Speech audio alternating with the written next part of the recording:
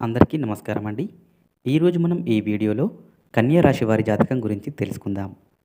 ముఖ్యంగా 2025 మే 7 బుధవారం రోజున కన్యా రాశి వారిని ఒకరు మోసం చేయబోతున్నారు. మరి ఈ రోజున వీరికి ఎలాంటి పరిణామాలు సంభవించబోతున్నాయి, వీరికి కలగబోయే శుభ అశుభాలేంటి అనే వివరాలను ఈ వీడియోలో మనం వివరంగా తెలుసుకుందాం. వీడియో నచ్చితే ఖచ్చితంగా లైక్ చేయండి. అలాగే మన ఛానల్ని కొత్తగా చూస్తున్న వారు వెంటనే సబ్స్క్రైబ్ చేసుకోండి. ఇక వీడియోలోకి వెళ్ళిపోదాం. ఇక ఈ రోజున మీ వివాహ బంధంలో మీ భార్యాభర్తల మధ్య గొడవలు జరుగుతున్నట్లయితే కనుక వారికి సమయాన్ని కేటాయించండి.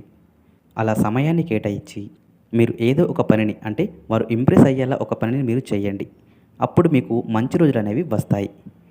ఇక మీ యొక్క సమస్యలు తీరిపోయి కొత్త సమస్యలు తలెత్తకుండా ఉంటాయి. మీ ఇంట్లో వివాహ సంబంధ సమస్యలు త్వరలోనే పరిష్కారం కాబోతున్నాయి.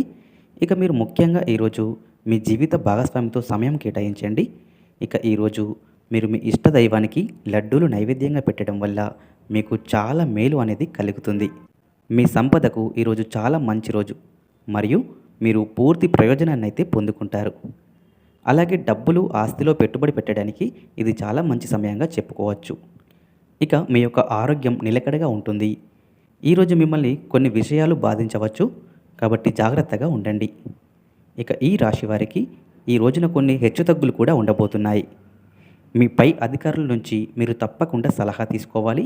ఈరోజు మీ పైన కొన్ని ఇబ్బందులు పడవచ్చు. మీ యొక్క సంతానం ఏదైనా పరీక్షకు హాజరవుతున్నట్లయితే గనక దాని యొక్క ఫలితాలు ప్రకటించిన తర్వాత మీకు సంతోషకరమైన వార్త అయితే అందుతుంది. కొన్ని సవాళ్ళను కూడా మీరు ఎదుర్కొంటారు. ఇక ఈ రోజున మీరు స్నేహితులతో చాలా మంచి సమయాన్ని గడపబోతున్నారు. అలాగే రాజకీయ సంబంధిత చర్చల్లో ఆనందంగా ఉండబోతున్నారు.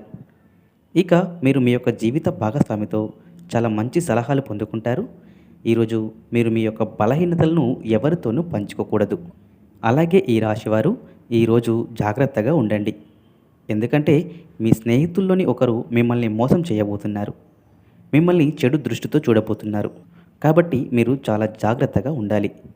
ఇక మీ జీవితంలో తరచూ సమస్యలు వస్తూ ఉంటాయి. మీ వైవాహిక జీవితంలో తరచూ గొడవలు కూడా వస్తూ ఉంటాయి. అలాగే మీకు జరిగే పనులు కూడా ఆగిపోతూ ఉంటాయి. మీ ఆరోగ్యంలో కూడా తరచూ సమస్యలు వస్తూ ఉంటాయి. మీకు వచ్చేటటువంటి డబ్బు కూడా ఆగిపోతూ ఉంటుంది. ఒకవేళ ఆ డబ్బు వచ్చినా కూడా అది ఏదో ఒక రూపంలో ఖర్చు అయిపోతూ ఉంటుంది.